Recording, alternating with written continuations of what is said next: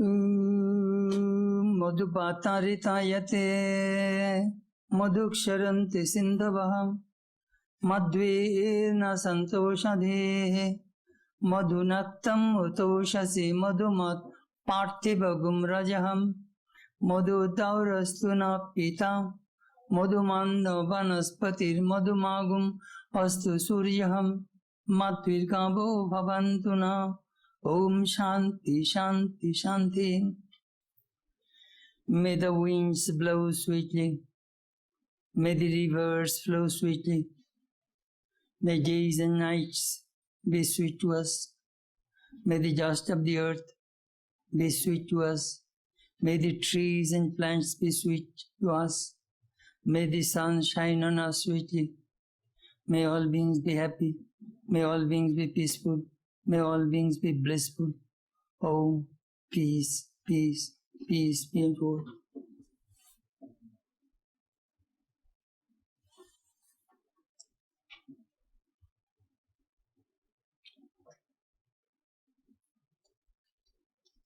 This morning our subject is Thoughts on the Gita, part 63. We are observing Krishna's festival.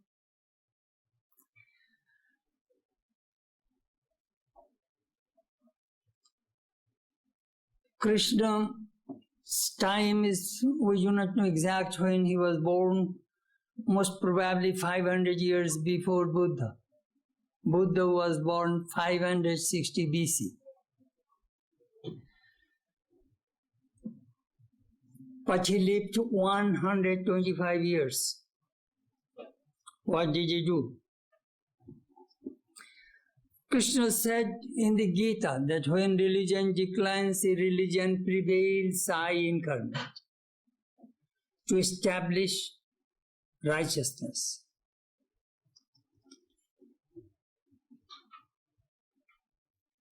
When we study Krishna's life, we see a few things very, very important. First, dharma. He established dharma. Dharma has many meanings. Dharma means righteousness, dharma means duty, dharma means religion, dharma means spirituality, dharma has many meanings. When dharma declines, people do not do their duties in the society, there is chaos. If the king does not do his duty, if the doctor, if the lawyer, if the monk, if mother, father, if they do not do their duties, there will be chaos. So he established dharma and truth and love, devotion. When we study Krishna's message in the Gita, in the Bhagavatam, we find he established all yogas so that one can unite oneself with God.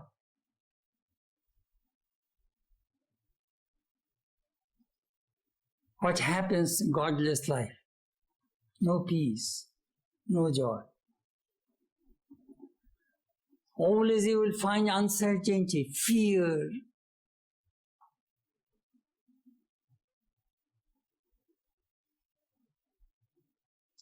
Materialism cannot bring permanent peace and happiness.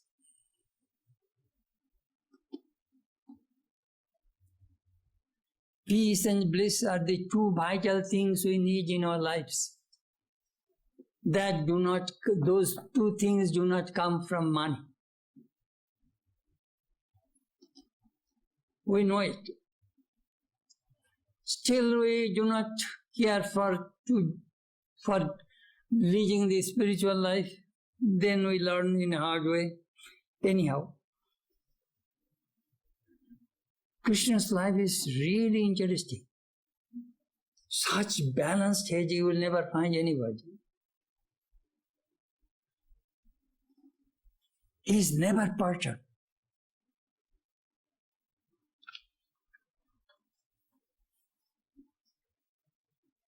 and completely detached.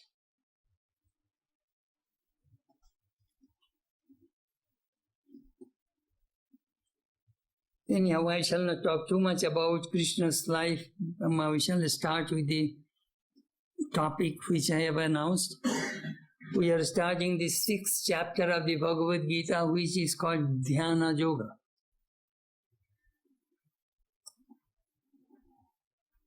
Our problem, our minds are restless. It is a universal problem. One may be an American or African, Indian or African or Chinese, Japanese or English. It doesn't matter. All people have a common problem. That problem is our minds are restless. Restless mind does not have any peace, does not have any joy. So that question Arjuna asked that, "Oh Krishna, it is easy to control the wind, but it is very difficult to control the mind. Do you have any suggestion so that I can control my mind?" Yes. You are right, it is really, really difficult to control the mind. But listen.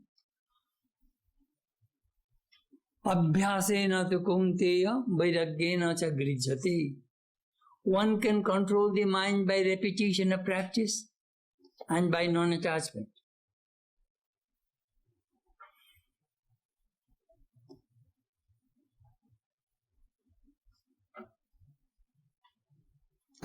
Who makes our mind restless? Desires. From where do the desires come from? Ignorance. These desires, some desires are fulfilled, some desires are unfulfilled. So we are always tossed between these two kinds of desires, good desires and bad desires. If we could stop our desires, we'll get samadhi. We'll be one with God. Well, Swami, that is a scary thing, which is scary, but all bliss comes from that connection with God. Then we are starting toward the end of that chapter. Krishna said, for a sage who wants to attain yoga, action is said to be the means. But when he attains yoga, serenity is said to be the means. My favorite verse in this chapter, Uddharet atmanatmanam natmanam avasadai atmaivi atmana bandhu atmaivi ripuratmanam. This verse teaches us, do not blame anybody. Raise yourself by yourself. Don't yield to depression.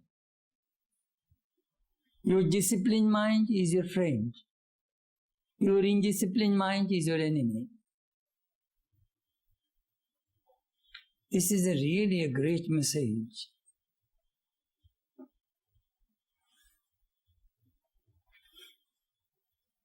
How to discipline the mind? Krishna taught that to Arjuna in the 6th chapter. He also said the goal of yoga is to see God in every being and everything. He gave all instructions for meditation to Arjuna. When Arjuna complained, "Oh Krishna, it may be easy to control the mind, but control the wind, but very difficult to control the mind." I told you, then Arjuna has a fear that some people we saw that started to practice yoga and they fall, they fail. What happened to them? This is another question. Some people started spiritual disciplines but could not succeed. Or some took initiation but do not practice spiritual disciplines regularly, or they do not do at all. What happened to them? Or in spiritual life, as Patanjali says, there are 4 stages. First, Pratamakulpika. They just started their spiritual journey. Second, Madhubhumika. They attained some control over the nature and they feel that they get some pride that yes, I have control. That there is a danger in that stage. That is called Madhubhumika. Madhubhumika, they started to get some taste. Then comes temptations at the second stage. All kinds of temptations. At that time the yogis fall. If your goal is not, if you do not hold the goal, you will fall. Third, Prajna Jyoti. If you can control your temptations, last, greed, money, power, position. If you can overcome the second stage, in the third stage, you will get Prajna Jyoti. Your mind, you just like X-ray vision, you can see Maya. At that time, you have pretty good control over your mind. And the fourth, Otikranta Bhavaniya. At that time, you are above everything. Nobody can disturb you. You are established in yoga. So some people will fall, definitely. I sometimes say in the battlefield, don't think all soldiers will survive. Some will die. But the death of those soldiers bring victory. This fallen yogi is also a great teacher. He is teaching, don't imitate me, you will fall. Slowly, even in the Chunji we read, Gyaninam api chetangsi devi bhagavati hija balat akrishya mohaya mahamaya prajachati. Even the Gyanis, Mahamaya, the moment you are proud, Mahamaya will bring you down and you will not be able to succeed. You will have to be humble in a spiritual life. So that Krishna Arjuna asked that, I have a little fear. Could you tell me that what happens to the lives of these people? Started their spiritual journey but could not succeed, could not reach the goal. Do they destroy like the scattered clouds? That is his question.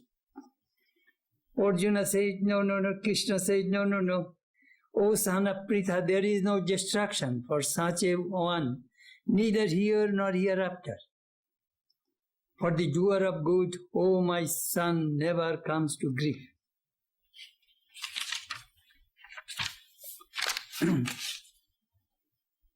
Arjuna was asking, Etan me samshayam Krishna chettu marhoshi ashishataha tvadanna samshayissa anna poissa chettanai upapadyate. Verse 39. This doubt of mine, O Krishna, you should completely dispel, for it is not possible for any but you to dispel the doubt. Doubt. In spiritual life, doubt comes. Doubt comes when there are two. Do you know how does the doubt come? You invited your friend that only John will come today for dinner. So in the darkness from your room, you see somebody was coming. You know it is John. But if you invited John and Jack, you were doubting. Who is it? John? You were Jack. So these two, if there are two, this doubt comes. If there is one, there is no doubt. So doubt is very natural in human mind. But if the mind is illumined, there will be no doubt. In broad light, you see John or Jack, you can see who is coming. That is the way doubt comes. I was working on Holy Mother's life. A devotee came from Bangladesh and asked Swami Charadananda, I have faith that Ramakrishna was the incarnation of God avatar, but I don't feel that thing about Holy Mother. Why? Because I do not see her in Samadhi. I do not see that she practiced severe austerities like Ramakrishna. Chetanananda said, then do you think that incarnation of God married a girl whose mother makes her living collecting cow dung and make these cow dung patches and sell in the market? Guche kudunir meke biye korechilen. That is the word Sri Ramakrishna Chetanananda said. Why are you doubting? If Avatar, Ramakrishna is the Avatar, Holy Mother is the Divine Mother. It is sometimes doubt comes. Doubt. Swami Vivekananda composed a hymn on Ramakrishna, Samshaya Rakshasa Nasha Mahastram. Oh Master, you are born in this age to destroy the doubt, the demon of human beings. You see, it is easy to kill a man, but it is very difficult to kill the doubt of that man. We find Rama killed Ravana, Krishna killed so many demons. Ramakrishna did not kill anybody. What did he kill? He killed the greatest enemy of human beings, that is doubt. When you read the Gospel of Ramakrishna or Ramakrishna in his divine play, you can see that he is demonstrating religion. Not only demonstrating, he is giving religion. His one touch, one glance can change a person's life. Doubt. We find in the Katha Upanishad, Nachiketa was asking about Krishna. Some people think after death soul exists. Some people think soul does not exist. You are the God of death. You really know the mystery. Tell me, what is the truth?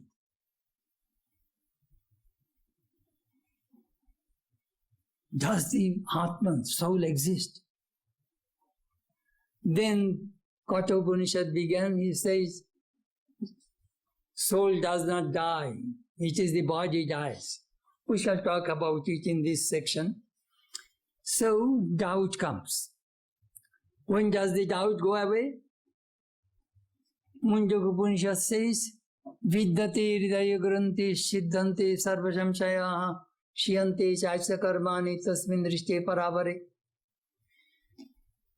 When you experience the Atman, God, all the knots of your heart will cut asunder. All doubt will dispel. All action will cease to function. When you experience God.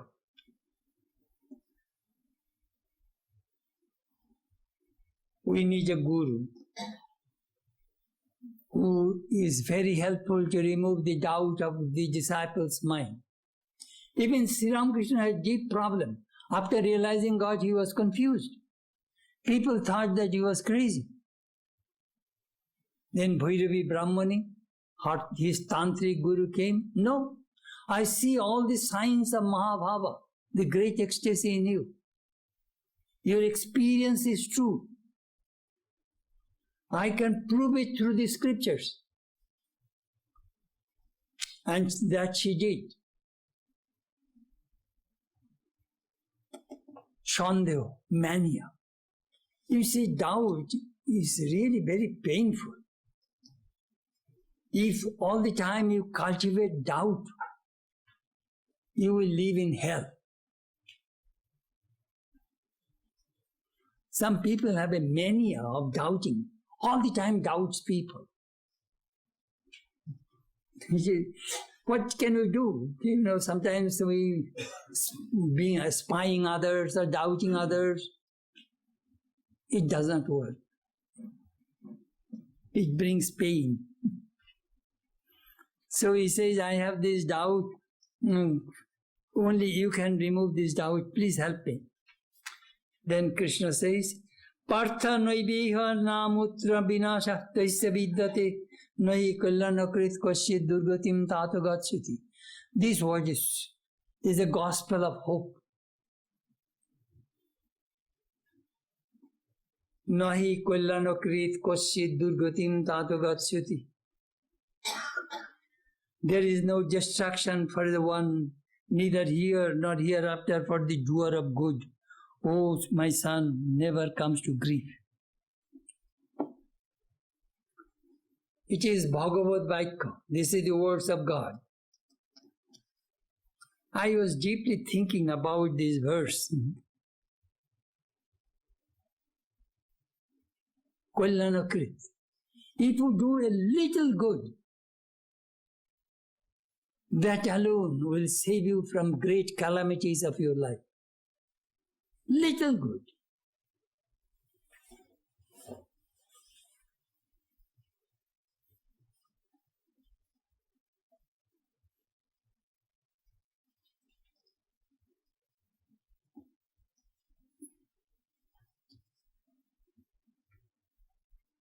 Sometimes we read in the paper,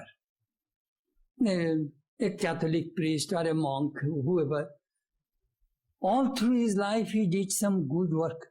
Perhaps 90% good he did, and 10% perhaps bad, but for the reason that person had to go to jail.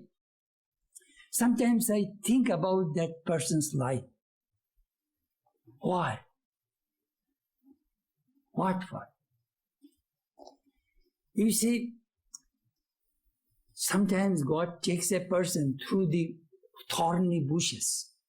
I tell you, don't hate that person that who has gone, did something wrong and has gone to jail. Do you know what? He will think of God with a tremendous speed. He's 90% good, but 10% bad. He is suffering from bad karma, no doubt, in jail. But he will call on God so wholeheartedly that he will run very fast and you will go close to God very quickly. Do you know, Holy Mother said that? Sometimes if it's a good path, it's a zigzag, zigzag, zigzag. Perhaps it goes 8 or 10 miles detour, and shortcut perhaps 1 mile. So this person is going perhaps 1 mile, which that road is not good. Thorns and cuts and bruises, all, but he goes very quickly. And this person who is following the good path, perhaps it will take a longer period. That is the way I try to understand.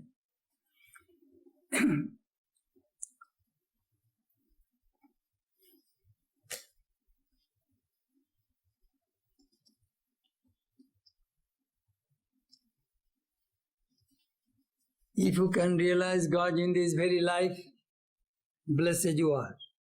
If you do not, mahoti vinosti. You will have to be recycled again and again. You will have to be born again and again.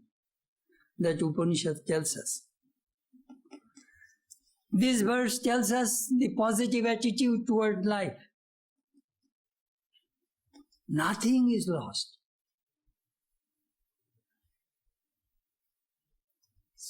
A devotee came to me and she bought a book on meditation in California. Swami, my mind is very restless. I said, read this book. So she read that book and was telling me, yes, I feel a little good and I can practice every day. Then I told her, do you know what? You sat for meditation for 1 hour. Take it for granted, 59 minutes you will fail. 1 minute, if your mind touches God, that experience will never go away. I sometimes give this example. I put 59 particles of sugar in front of you, 60 articles, 59 particles I took away, only one small globule of sugar I put on your tongue. And if I ask, how does it taste? Sugar tastes sweet. Perhaps that is the only time in your life you tasted sugar, and never you took sugar in your life. Just see, that experience will never, never go away from you. That is the way you look at your spiritual life. Just 1 minute. 1 minute you think about God. Somebody told Sri Ramakrishna, sir, our spiritual life is just like puff of a cigarette. Our minds are very restless. Only one puff, that is enough. That experience is the most important thing in spiritual life. Experience. Taste.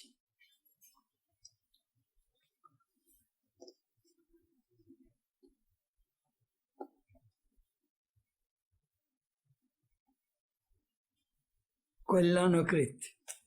Do you know what Swami Vivekananda said about that verse? Swamiji's disciple Sharat Chandra Chakraborty came and interviewed Swamiji.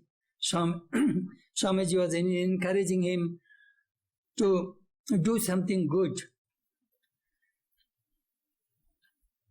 At the time of Belur Math was established, many among the Orthodox Hindus are wont to make sharp criticism of the ways of life of the monastery. Hearing the report of such criticism from the disciple, Swamiji said, the elephant passes in the marketplace and 1,000 dogs begin barking about him. So the sadhus have no ill feeling when worldly people slander them. Or again he would say, without persecution, no beneficent idea can enter into the heart of a society. He would exhort everybody, go on working without an eye of results. One day you are sure to reap the fruits of action. Again, on the lips of Swamiji, you have very often heard the words of the Gita, a doer of good never comes to grief, my son. In reference to me, every now and then, attacks are made in missionary papers, Swamiji was talking. But I never cared to see them. If you send any of those made in India, I would throw them into the waste paper basket. A little agitation was necessary for our work. We have had enough. We have had enough. Pay no more attention to what people say about me, whether good or bad. You go on with your work and remember that never one meets with evil who tries to do good. Swamiji was trying to say, you see, when you try to do good to the people, some people will be jealous. Orthodox people will attack you. But don't listen to them. Just go ahead. Try to do good to people. Then people will appreciate one day. Disciple. But where is the strength in us? I should have felt myself blessed if I had 100th part of your powers. Swamiji, how foolish. Power and things like that will come by themselves. Put yourself to work and you will find such tremendous power coming to you that you will find it hard to bear. Even the least work done for others awaken the power within.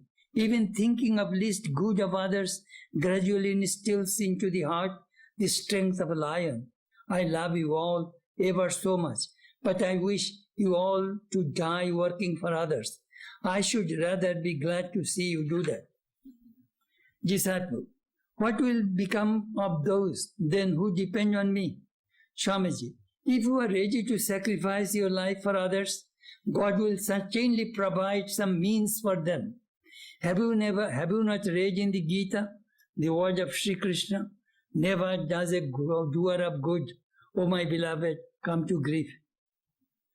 Disciple, sir, to start a feeding house, we want a site first, then building, and then the funds to work them. Where will so much money come from? Swamiji.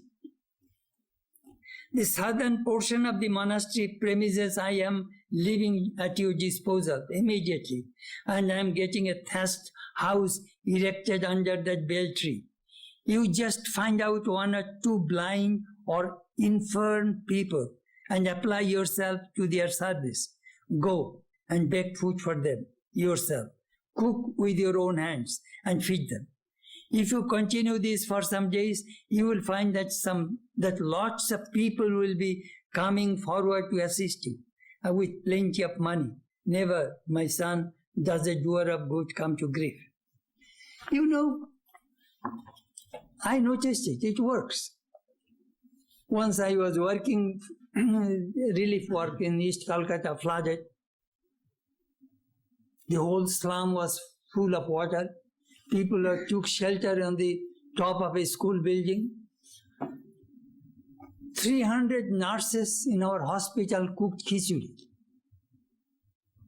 I carried all those drums of khichdi in a truck and took to that school, fed them.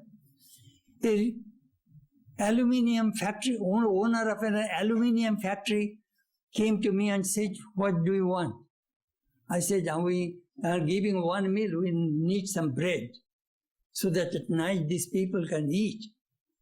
He went to a bakery and brought one big jeep full of bread. Nearly 500 loaves of bread he brought for me.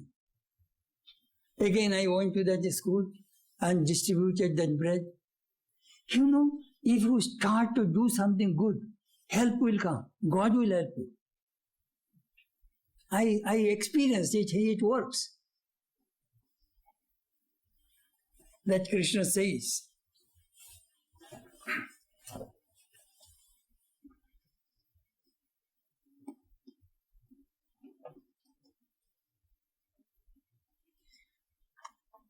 We are talking about fall. Sometimes some spiritual aspirants fall in their lives. How to get out from that fall again? First, Tibra Purushakar. Determination. I must rise again. Do you know what Manu Samhita says? You might have done something wrong. But if you take a vow, I shall never do it again, all of your past sins will be wiped out. Sammak Vabhushita Hisa, Krishna says in the Gita. His very resolution is so strong that again he will be connected with God. And when God comes to your lives, it will be luminous, all darkness disappears. That is the way it works. We need the grace of God. Previously I used to read G.R. Abbey and Jan Langer's column. G.R. Abbey gave a good advice to a person who was slandered by others. He said, don't run away from that place. When somebody spreads a scandal against you, don't run away from that place. Stay there and lead your life. Demonstrate that how pure you are. Then you will find everything will be cleared out. You know, I believe that.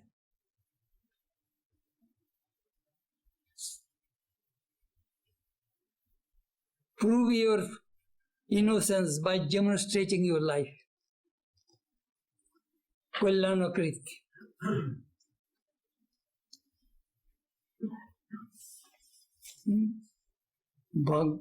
Vivekananda says, Bashanta Ballaka Hitam Charanta. As the spring comes, all trees blooms, flower blooms, birds sings. We see the sign of life. So a holy person, when the spiritual awakening comes, he brings peace, happiness to others.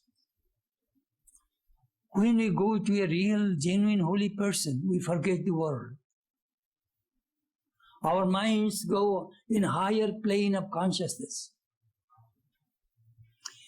The Bhagavatam says that, you know, if you go to a holy place or if you worship the deity, it takes time to purify yourself. But if you come to a holy person, your mind will get instant boost. You will be happy. Next verse, Krishna says, Pratyo punna kritam lokan ushitva shashvati samaha shuchinam srimatam gehe yoga brashta vijayate.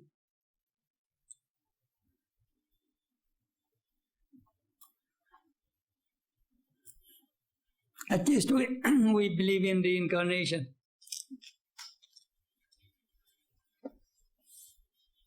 Last Thursday, some of our neighbors in California was giving me farewell. So one lady came, she works for Christian charity. She travels all over the world. She was in Mother Teresa's place in Calcutta. She was telling that, you people, how you hold your faith, that sometimes I will see. Perhaps it is the theory of reincarnation helps you. Otherwise, what kind of gene you have? He was teasing me. I told him that is true, that we do not believe in one birth theory. We believe in evolutionary process. A man, we are constantly evolving, from lower to the higher. Otherwise, in one birth theory, bas, you have no chance to do anything. How much you can do in one life? We are constantly evolving. So what happens to the fallen yogi? There are two ways they take human birth. First, they go to the higher plane, the path of light, Brahmaloka. Then they stay there for a long period. And then again, because their karma, unfinished karma, some desires are there, they come back. Why do they come back? Punya kritam lokan shuchinam shrimatam gehe. Having attained the worlds of the doers of meritorious deeds and dwelling there for long years, one fallen from yoga reincarnates in the home of the pure and the prosperous. Pure and prosperous. Rich family. Suppose from the very beginning, like Buddha, from the very beginning he feels detachment. Surrounded by beautiful girls, beautiful palaces, wife, son, money, throne, but not attached. Of course, Buddha was an incarnation of God. You will find some yogis are born in a very rich family. And from the very beginning of their lives, they are not interested in this worldly life. That Krishna says. Because whatever desire is there, they finish it very quickly and then they depart. And they again start their spiritual journey. Those who yogis had desires in previous life, they follow this path.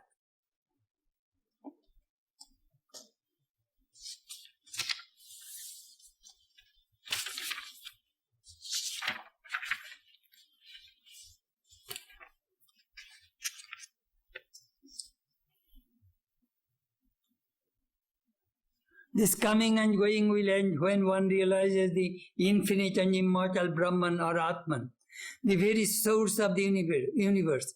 Vedanta considers that realization as the one goal of human evolution. The knowledge of reincarnation came to us when we discovered that the human being has three personality levels. We have three bodies. Gross body, it will die. Dust thou art, to dust returnest was not spoken of the soul. This body made with 5 elements, they will disintegrate. But the subtle body and the causal body reincarnate.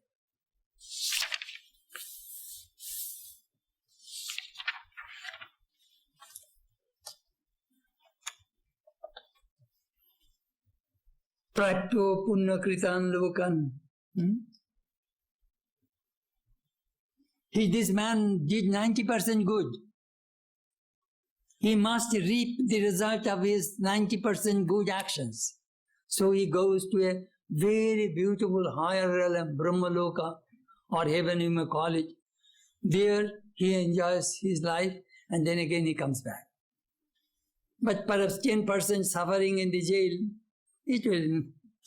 that is the karma he is demonstrating. If you do wrong, you will suffer like me. I am in jail. Just 10% momentary weakness mistake brings a person down. Do you know why we get it down? Because pride, ego. As I said, this is an evolutionary process. My friend told me a very beautiful story. When I was bathing in the confluence of the Ganges and Yamuna in Prayag, he says, do you see these people are worshipping Shalogram Shila? The smooth emblem of Vishnu. Previously that Shila was a big piece of rock,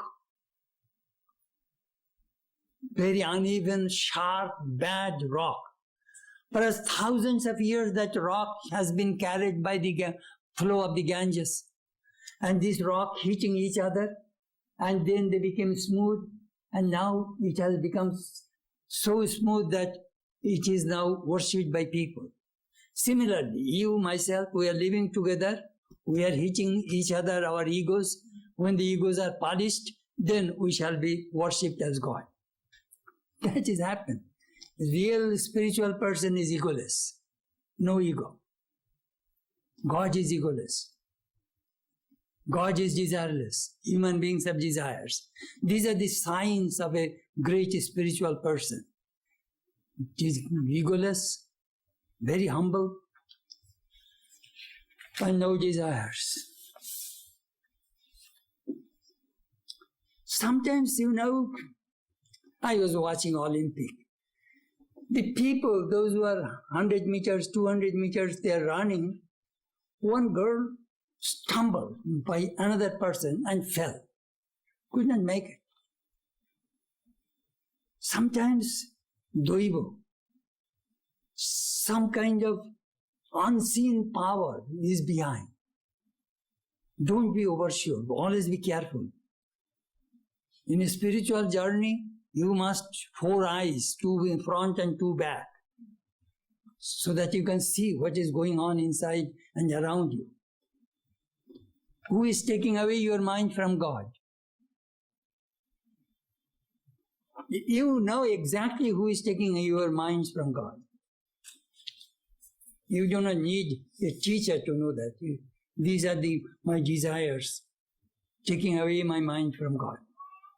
That Krishna says. Next verse, Krishna says, Atava yoginameva kule bhavati dhimatam ethadi durlabhataram loke janma jad idrisham. Or else one may be born into a family of wise yogis only. Verily, a birth such as that is very rare to obtain in the world. That is true. We see the avatars are born sometimes in poor families. Sri Ramakrishna's parents are very, very poor. Chaitanya's parents are poor. Jesus' parents are poor. Rama and Krishna are lucky. Buddha was lucky. But Krishna also suffered, his birth, how much pain, suffering he had to go through. Yoginameva kule. Parents are highly spiritual. So when the children are born, they see their spiritual parents, and from the very beginning of their lives, they start a spiritual journey.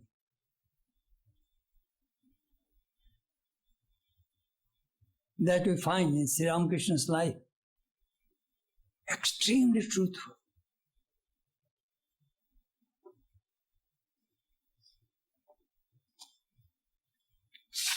This birth is very, very precious.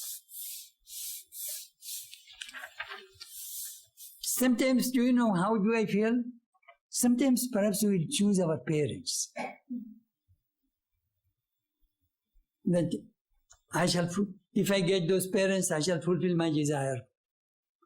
So a spiritual person seeks spiritual parents so that they can fulfill their desires very quickly.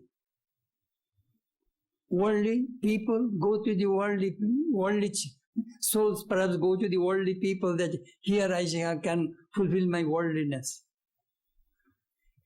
Perhaps a musician, a previous life, could not fulfill his desire for music. He will be born in the family where there are many musicians. Perhaps father is a great musician.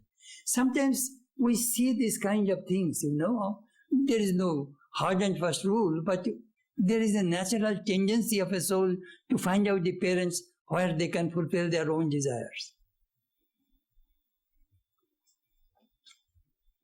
Dhimatam is a very, very good birth.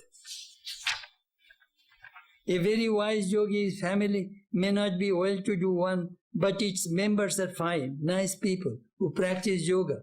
There one may get one's next birth that will stimulate the person all the more to strive for spiritual illumination. You can see it in India today in another context. Some people want to be politician. They were born in the politician's family.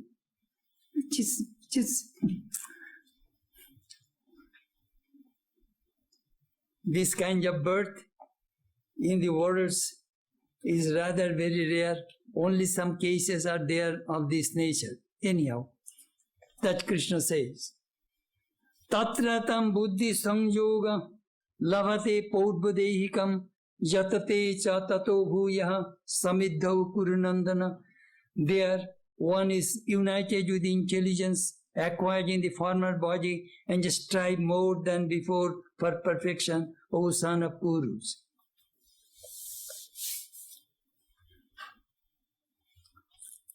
That he was talking about. Jatato, jatato. He gives tremendous speed. The moment they are born, you may drive your car 5 miles speed, 10 miles speed, 20 miles, 50 miles, 60 miles, 90 miles. It depends upon speed. Some people can finish several lives' work in one life. When we reach Swami Vivekananda's life, I see his speed. That man came on the world stage at the age of 30. He died at the age of 39. 2-3 years he was not well. He worked only 6 or 7 hours, 7 years. Do you know what did he say? I have given enough for 1500 years to thinking humanity. Tremendous speed.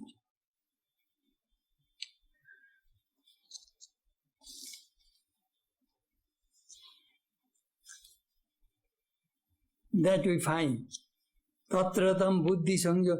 When he is born, his buddhi, of course, luminous buddhi.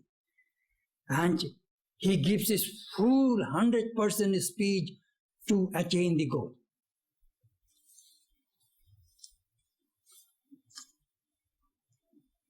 Purvadehikam. That is a good word. Acquired the former body. How nature works. Swami Premananda, when he was 4 years old, his parents or somebody said, hey Baburam, when we shall bring a beautiful bride for you, it's a beautiful red, beautiful girl we shall bring for you. Do you know what did he say? If I marry, I shall die. 4 years old boy is telling, if I marry, I shall die. Sri Ramakrishna said, his very marrow is pure. He was a partial incarnation of Radha. I am just telling you that that don't think all souls are the same. It is how they evolve, how they move. And journey, the place you stall your car, you start your journey from the same place. Same thing. In this life, your spiritual journey here, you start from the same place. But sometimes we see that, we backward movement. For example, suppose a plane is coming from the gate, he moves backward. Perhaps half a mile, 1 mile, he will go backward before he comes to the runway. You are thinking that you are going opposite direction. Then when it comes to a runway, that 1 mile, whoosh, of course, with a tremendous speed, he takes off. So sometimes moving backward doesn't mean in your life that you are going wrong. The runners, they go backward before they go to high jump, then they come forward and they run. Speed. One of our teachers used to say, suppose here is a tunnel, a canal. You cannot cross it. So what do? You go backward. Press 20 feet, 30 feet, press 100 feet back. And from there you started to run. And with tremendous speed you gave a long jump and you cross the tunnel. So sometimes this life, so when I was talking about the yogis, they move backward because sometimes they give so much speed that that 10% mistakes, they cover it in just within a minute. I'm just telling about the spiritual journey, the pitfalls of spiritual life, how it works. You see, sometimes some people think, oh, I am old, I cannot do it. Your body may be old, but your mind, use the mind, that how long this mind can remain in God. Then grace comes. Do you know what? When you get that peace, that divine bliss, you will forget your body idea. You will transcend the body idea. Sometimes some people say, Swami, why should I practice spiritual disciplines? This is the reason you should practice meditation. Your mental peace, and those who meditate regularly, they get less physical disease. Meditation is very, very important.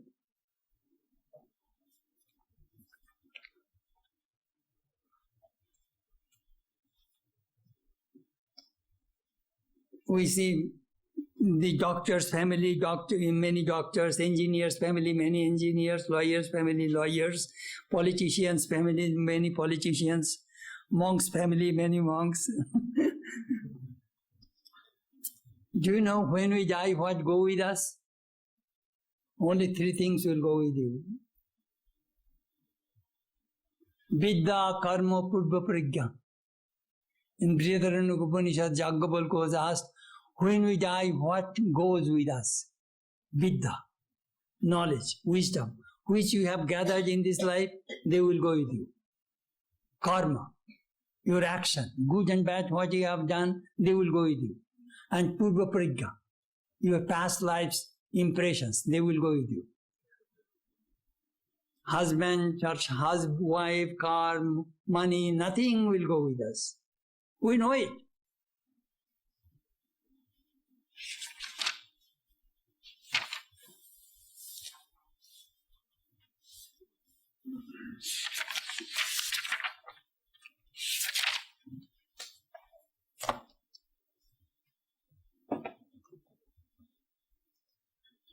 Gita is a very important scripture.